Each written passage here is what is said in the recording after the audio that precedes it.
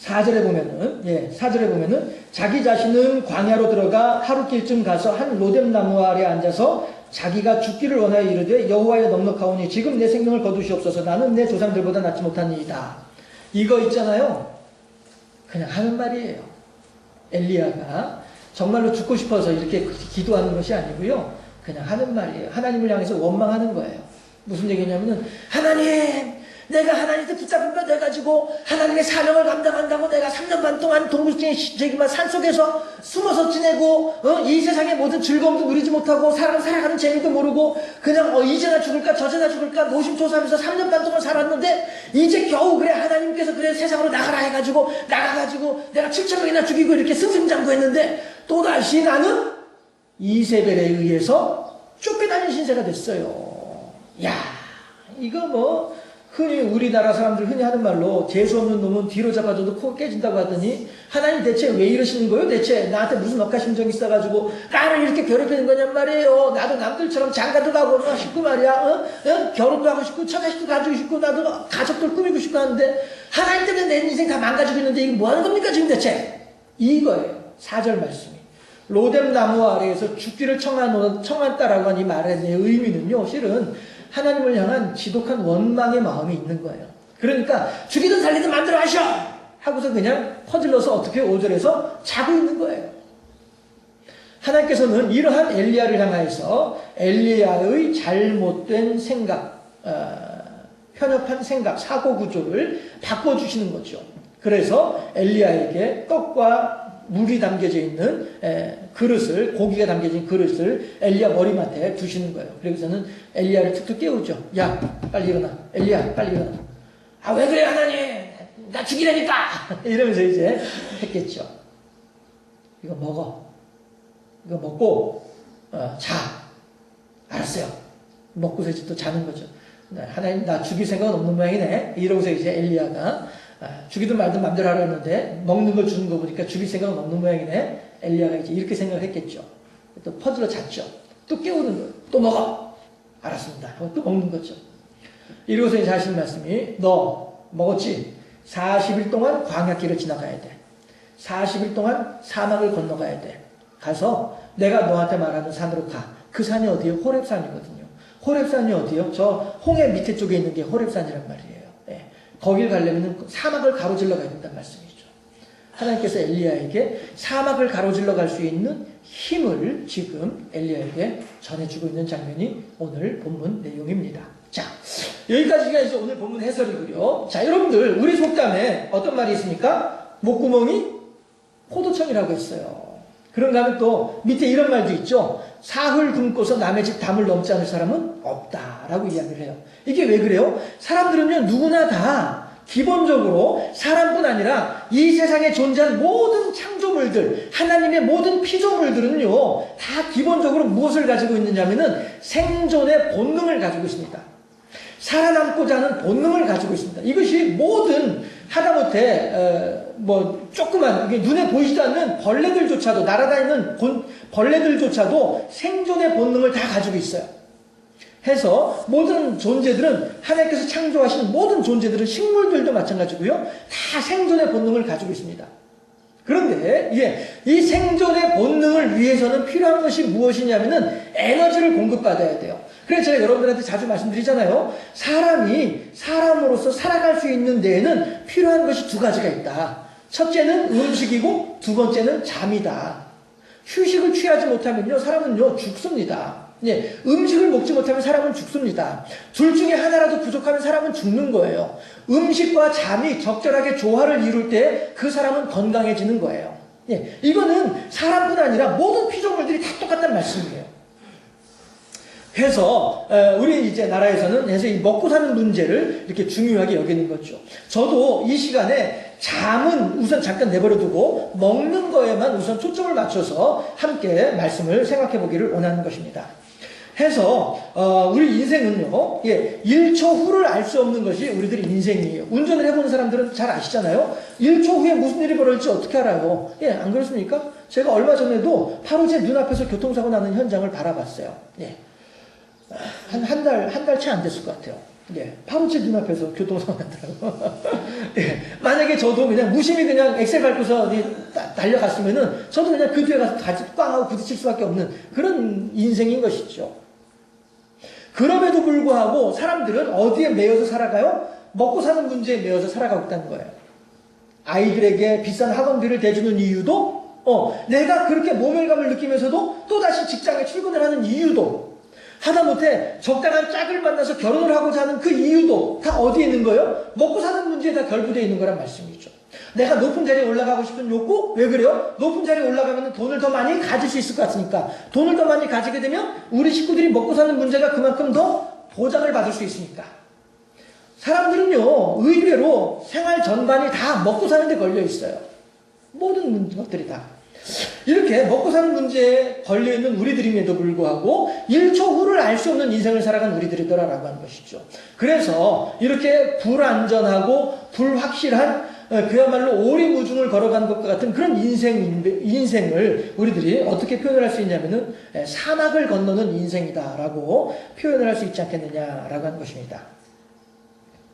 해서 우리들은요 사막을 갈 수밖에 없어요. 왜냐하면 우리들은 어차피 지금 이 인생이라고 하는 과정이 누구든지 태어나고 싶어서 태어난 사람이 어디 있어요? 예, 내가 원해서 태어난 사람들은 아무도 없습니다. 그냥 어떻게 하다 보니까 이 세상에 내던져졌을 뿐이에요. 그리고 이 세상에 내던져진 인생으로서 생존의 본능을 따라서 어떻게든 내가 살아남으려고 길을 쓰고 애를 쓰고 있는 거란 말씀이에요. 그거는 깐난 아기들도 마찬가지란 말씀이에요. 이제 2개월, 3개월, 1개월밖에 안 된 아이들도 마찬가지로 생존의 본능을 따라서 그렇게 행동을 하는 거란 말씀이에요. 해서 우리 인생은 어쨌든 나가 원하지 않더라도 불구하고 어쨌든 간에 사막 한가운데 내던져진 인생이 우리들이에요. 그럼 우리들은 이 사막 한가운데 그냥 머물러 퍼질러 앉아있게 되면 우리들은 다 죽을 수밖에 없는 거예요. 그냥 죽지 않으려면 어떻게든 사막을 건너가야 되는 것이죠. 그래서 우리 인생은 사막을 건너가는 인생이다라고 표현을 할 수 있는 거란 말씀이에요. 해서 어느 누구도 이 사막을 건너갈 때에 오아시스가 없다고 한다면 어느 누구도 그 길을 끝까지 건너갈 수는 없습니다. 해서 오아시스라고 하는 것은 생명의 위협을 느끼는 사람들이 만나게 되는 생명의 보장이 오아시스가 되는 것이죠. 교통사고, 고속도로 휴게소도 마찬가지잖아요.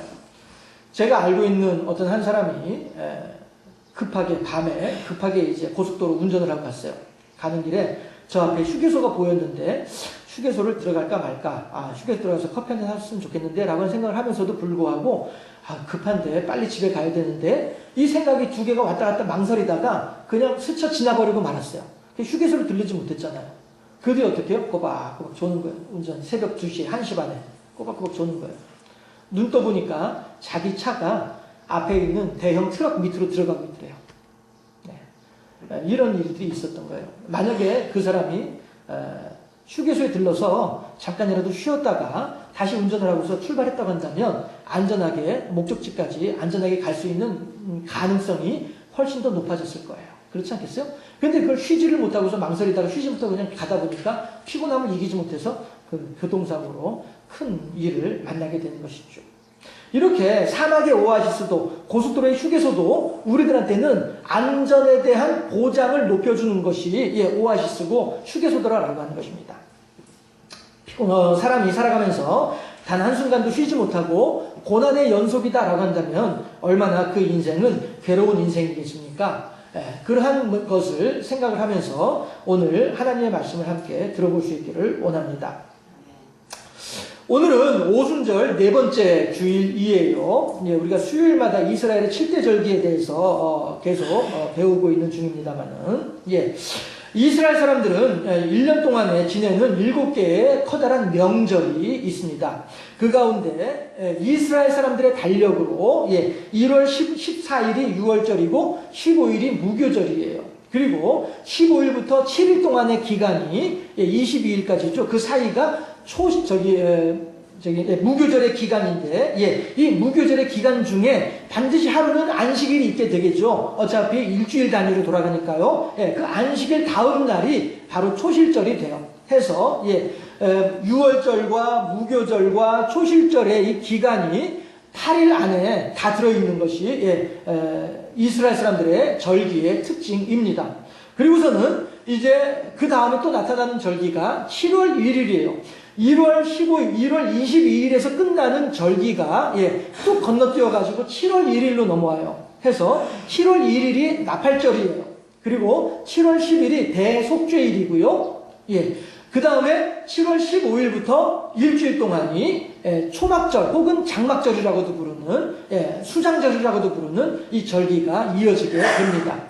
이것이 이스라엘 사람들의 7대 절기예요. 그래서 세 가지 절기가 한데 뭉쳐있고 또 세 가지 절기가 그 뒤에 또 한데 뭉쳐있는 이러한 구도를 가지고 있어요. 이스라엘 사람들의 절기가. 그런데 그 가운데 오순절이 들어있는 거죠. 우리가 오늘 오순절 네 번째 주일이라고 얘기를 했습니다만 이 가운데 오순절이 들어있습니다. 해서 이 오순절은요 초실절로부터 50일이 지난 날이 오순절이에요. 이것이 이스라엘 사람들의 7대 절기인데 이 절기들마다 어떤 의미를 가지고 있는지 간략하게 여러분들한테 설명을 해드리면 제가 이스라엘 7대 절기 해놓고 구속사 중심이라고 해놨죠.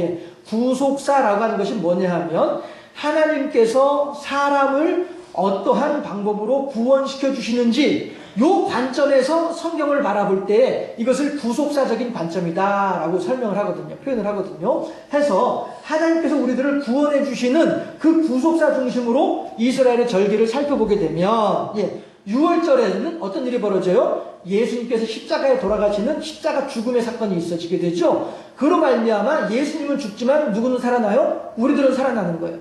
목사님, 내가 죽은 적이 없는데 왜 내가 살아난다고 얘기를 합니까? 우리들은 이미 다 죽어 있어요. 영적으로. 왜냐하면 본래 하나님의 피조물임에도 불구하고 하나님을 경배하지 못하고 하나님께 영광 돌려드리지 못하고 도리어 하나님이 아닌 마귀에게 가서 마귀를 경배하던 우리들이기 때문에 그런 우리들이기 때문에 우리들은 영적으로 이미 다 죽어있는 존재들이에요. 이러한 우리들이 그렇게 마귀의 종로로 살던 중에 어느 날 갑자기 예수님을 믿게 돼요. 그렇게 되면 우리들은 죽음이 예정되어져 있던 우리들의 운명이었지만 예수님을 믿게 됨으로 말미암아 다시 삶이 영생이 보장되어지는 그런 인생으로 바뀐다는 말씀이에요. 그래서 죽었다가 살아나는 존재가 되는 거예요. 그래서 우리들이 다시 살아났다라고 하는 표현을 할 수 있는 것이죠. 누구로 말미암아? 예수님의 죽음으로 인하여서 우리들이 구원받음으로 인하여 우리들이 살아나는 역사가 있어지게 되는 것이 6월절입니다. 그리고 이제 무교절이 일주일 동안의 기간이라고 했잖아요. 이것은 그렇게 예수님의 십자가로 말미암아 구원받은 백성들이 어떻게 신앙의 훈련, 신앙의 연단, 신앙의 고난을 감당해야만 하는지에 대해서 가르쳐주는 것이 무교절이다라고 하는 것이죠.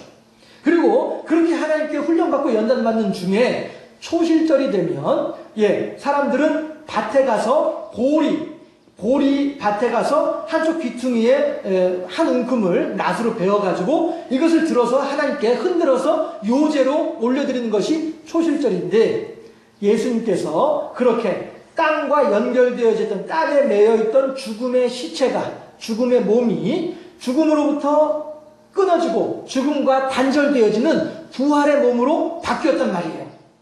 뿌리를 통해서 땅에 매여있던 곡식단이 낫을 가지고 둥치를 뚝 잘라버림으로 말미암아 뿌리와 단절되어져서 공중에 들어 올려지는 것처럼 예수님께서 죽음의 권세를 끊어내시고 부활하심으로 말미암아 하늘에 올려지신 것처럼 곡식단이 하늘에 올려지는 것처럼 예수님께서 부활하셨다는 말씀이에요. 이것을 통해서 우리 성도들도 그렇게 예수 그리스도를 따라 부활의 소망이 전해지는 것, 이것이 초실절이다라고 하는 것이에요.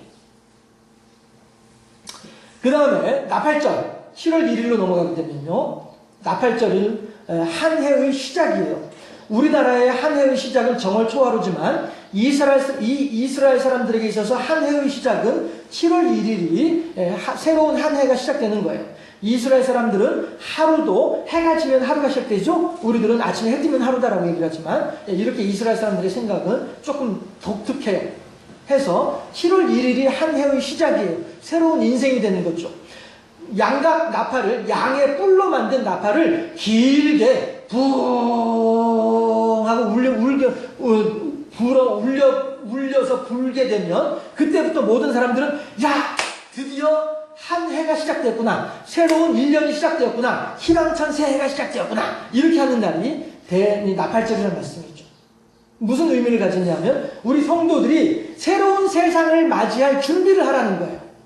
이제 이곳에 새로운 세상이 곧 다가온다 라고 하는 것이죠. 한 해가 시작되었다. 새로운 새해가 시작됐다. 이 새해가 앞으로 전개되면서 우리들에게 얼마나 큰 희망과 기쁨을 줄 것인지에 대한 기대감을 가져라. 이게 정월 초하루잖아요. 예, 나팔절이 앞으로 우리들에게 구체적으로 임박한 하나님의 나라가 있는데 그 하나님의 나라가 우리들에게 얼마나 큰 기쁨을 줄 것인지에 대해서 기대해라 하는 의미로 나팔절을 부는 거란 말씀이죠. 그러면 그렇게 나팔절을 가지고 새해를 시작하는 사람들은 어떻게 합니까? 정결례, 대속죄, 마지막 정결례를 행합니다. 레위기 23장, 24장, 25장, 26장 계속 보게 되면 이스라엘 사람들에게서 정결례라고 하는 것은 너무나도 중요한 의미를 가져요. 하나님 아버지 앞에서 나의 모든 지저분한 것들을 다 깨끗하게 덜어내고 하나님과 내가 하나가 되기에 부족함이 없을 만큼 깨끗해지는 과정이 정결례이거든요. 해서 7월 10일 대속죄일에는요, 모든 백성들이 지금까지 1년 동안 지었던 모든 죄가 한꺼번에 깨끗해지게 되는 대단위의 정결례가 이루어진 날이 대속죄일이에요. 이건 뭐예요? 자, 이제 곧 하나님 나라에 들어가야 되니까 목욕 제기하고 준비하고 있어. 나팔 소리 들었지? 그러니까 너희들은 이제 목욕 제기하고 준비하고 있어야 되는 거야. 이게 7월 10일 대속죄일이라는 말씀이죠. 그렇게 하고 5일을 지내게 되면 7월 15일 날 드디어 장막절이 있어지게 됩니다. 장막절이 되면 집안의 아버지는 아들들을 다 모아서, 딸들은 아니고요, 아들들을 다 불러 모아서 곡식, 양식만 챙겨가지고 광야로 나갑니다. 광야로 나가서 몇 가지 이제 나뭇가지 가지고서 나뭇가지로 얼기설기 움막을 지어놓고 거기서 일주일 동안을 지내게 됩니다. 그러면 아들들이 아버지한테 물어보겠죠. 아버지, 우리 집이 저렇게 편안한 집이 있는데 왜 광야 사막에 나와가지고 이렇게 초막을 짓고서 이렇게 불편하게 살아요? 라고 물어보겠죠. 그럴 때 아버지는 아들들에게 뭐라고 얘기를 해주냐면은, 얘들아, 우리 조상들이 예전에 애굽에서 종살이 하던 중에 하나님의 은혜로 애굽에서 탈출할 수 있었다. 그리고 40년 동안 광야에서 생활한 적이 있었다. 그때에 우리 조상들은 광야에서 농사도 짓지 않았고 아무것도 하는 일도 없었지만 하나님께서 불기둥과 구름기둥으로 무리밥 안석에 생수로 만나와 메추라기로 우리 조상들을 먹여 살려주셨다. 이제 내 아들들아, 너희들이 이 세상을 살아갈 때, 광야 같은 인생을 살아갈 때 너희들의 능력으로 살아가는 것이 아니라 하나님의 은혜로 살아간다는 사실을 너희들이 꼭 기억하기를 바란다. 그런 의미에서 우리가 일주일 동안 광야에서 지내는 것이다. 이것이 하나님께서 우리 민족에게 주시는 명령이다.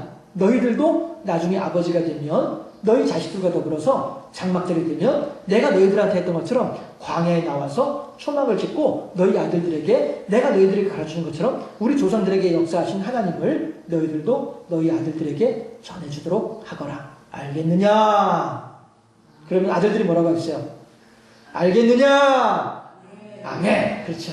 역시 눈치 빠르신 분들이라서 눈치 없는 사람들 아직도 저러고 있잖아요. 이것이 장막절이에요. 초실절이에요. 초막절이에요. 영원한 하나님 나라에 대한 예표가 되는 거죠. 그리고 그 중간에 뭐가 있어요? 오순절이 있다는 거예요.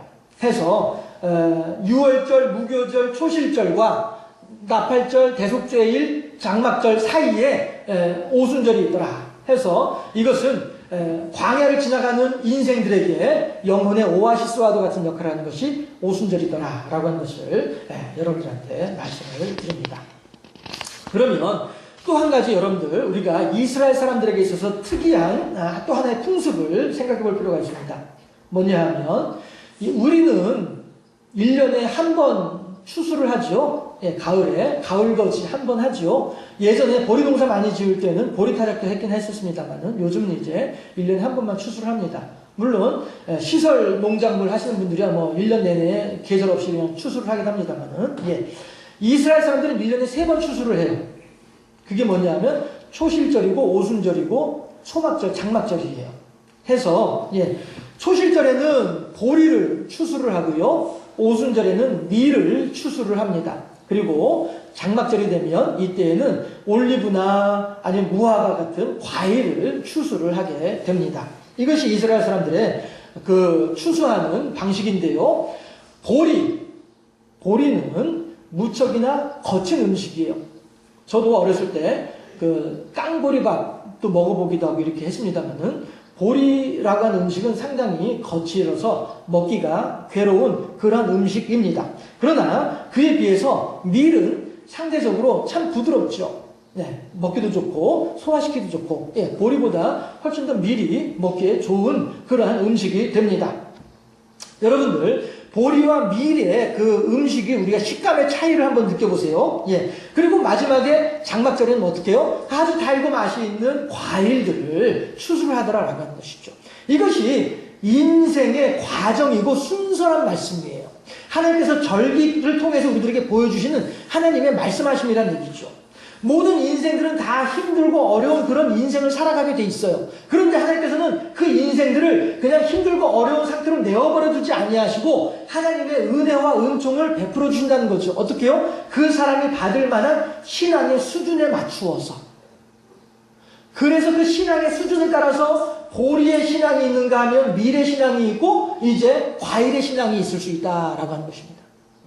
어떤 사람들은요, 단반에 과일을 주게 되면은 교만해지죠. 하나님이 없는 듯 하죠. 아굴이 하는 기도가 그 기도 아닙니까? 잠언서 마지막 30장에서 아굴의 기도가 그거잖아요. 하나님이시여, 나로 하여금 너무 가난하게도 하지 마시옵시고 너무 부하게도 하지 마시옵소서. 왜요? 너무 가난하면 하나님이 없다 할까 두렵사옵고 또한 너무 부하게 되면 교만해져서 하나님께 죄를 범할까 하나이다.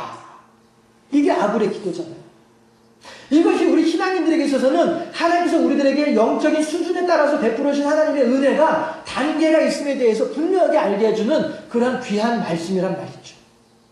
우리들이 누구나 다 거친 음식들보다는 달고 맛있는 과일을 먹고 싶어. 우리는 다 그걸 원하죠. 하지만 내가 그것을 감당할 만한 수준이 아니라고 한다면 우리들은 아직까지는 미래 수준에 머물러 있을 수밖에 없는 것이 때로는 우리들의 신앙의 수준이기도 하더라라고 하는 것이에요. 이것을 우리가 잘 살펴보면서 하나님께의 역사하심을 우리가 볼 수 있어야 되겠다라고 하는 것입니다. 또 하나, 오순절의 위치가 어떠한지를 한번 살펴보도록 하실까요? 오순절은요, 2월 15일부터 20일 사이에 초실절이 있고 난 뒤에 그 초실절로부터 50일째 되는 날이 오순절입니다. 그런데요, 오순절이 지나고서 다시 장막절이 될 때까지는 약 5개월을 거쳐야 돼요. 50일이면은 한 달 반이죠? 예. 한 달 반을 기다려서 오순절을 만났는데, 오순절을 만나고 난 뒤에 장막절을 만나려면은 5개월을 기다려야 돼요. 대단히 긴 시간이죠. 여러분들, 여기에도 하나님의 뜻하심이 우리들에게 분명히 드러나져 있습니다. 무슨 얘기냐면은, 보리를 먹기에는 우리들이 너무 힘들잖아요. 그쵸? 너무 가난하면 하나님이 없다 할까 두렵사옵고, 아굴의 기도처럼 말이죠. 그래서 하나님께서도 우리들에게 짧은 기간 동안에 보리에서 미래 수준으로 우리들의 신앙을 성장시켜 주시는 거예요. 그렇게 우리들을 돌봐주시고 그렇게 우리들에게 은혜를 베풀어 주시는 거예요. 해서 초실절에서 오순절까지 기간은 상대적으로 짧아요. 그만큼 하나님께서는 우리들을 아주 세심하게, 아주 조심스럽게 마치 누가 하는 말처럼 유리그릇 다루듯이 그렇게 하나님께서는 우리들을 살펴주고 계시는 분이 하나님이다라고 하는 거죠. 그러나 이제 우리들이 미래 신앙의 수준이 됐습니다. 그렇게 되면 그때부터는 어떻게 돼요? 이때부터는 우리들 스스로가 참고 기다릴 수 있어야 돼요. 해서 어떤 그 분은 그렇게 설명을 하는 분들도 있어요. 이 오순절이 지나서 장막절이 될 때까지는 바람도 제대로 불어와야 되고 비도 제대로 와야 되고 하기 때문에 나 스스로가 바람을 조절할 수 없고 나 스스로가 비를 조절할 수 없다 보니까 어떻게 해요? 이 기간 동안에 더욱더 많은 극심한 우상 숭배도 함께 이루어집니다 라고 설명하는 그런 분들도 계셨어요. 제가 읽어본 책 중에 그런 내용도 있었어요. 사실 그렇잖아요. 50일의 기간이 아니라 5개월의 기간을 곡식이 있기를 기다려야 되는데 그 기간 동안 기다리면서 중간에 무슨 일이 벌어질지 하다못해 우박이라도 떨어지고 말이야. 이렇게 되면은 1년 농사 다 망쳐버리는 건 아니에요. 그러니까 사람들은 더욱더 조심스럽게 제발 신이시여 신이시여 바람 제대로 불게 해주시옵시고 신이시여 비 제대로 내리게 해주시옵시고 신이시여 햇볕 제대로 나게 하시옵시고 우상 숭배가 더 극심해지더라라고 하는 거예요. 이럴 때에 우리 믿는 사람들은 그럼 어떻게 되겠느냐? 하나님을 믿는 사람들은 어떻게 되겠느냐? 그 사람들처럼 우상숭배에 빠지면 되겠느냐? 아니라는 것이죠. 그 사람들이 우상숭배에 열심을 낼수록 우리들은 더욱더 하나님을 향해서 열심을 내야 되지 않겠느냐? 이것이 오순절의 위치가 우리들에게 주는 하나님의 뜻하심이 아니겠느냐 하는 것입니다. 오늘 본문에서 엘리야가 이세벨을 피해서 로뎀나무 아래에 숨어 있습니다. 그리고 죽기를 청하고 있습니다.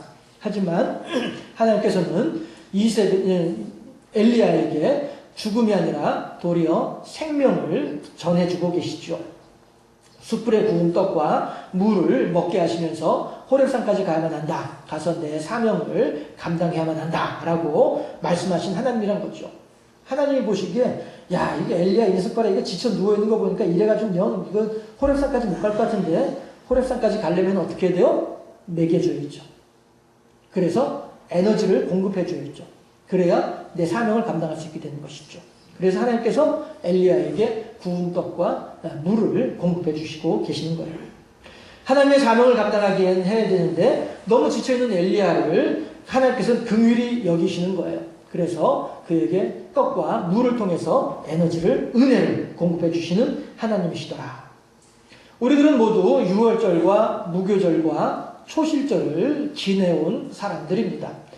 목사님, 내가 아무리 생각해도 내 신앙은 그 정도 신앙은 아닌 것 같은데, 난 아직까지도 좀 내가 제대로 구원받았는지 어쩐지 잘 모르겠고, 이런 신앙인데, 나한테 초실절까지 지냈다라고 그렇게, 쑥스럽게 그렇게 얘기를 합니까? 라고 말씀하시는 분들도 계실런지 모르겠습니다만은, 그거는 예전에 어느 개그맨이 했던 유행어처럼, 그건 네 생각이고, 라고 하는 거죠.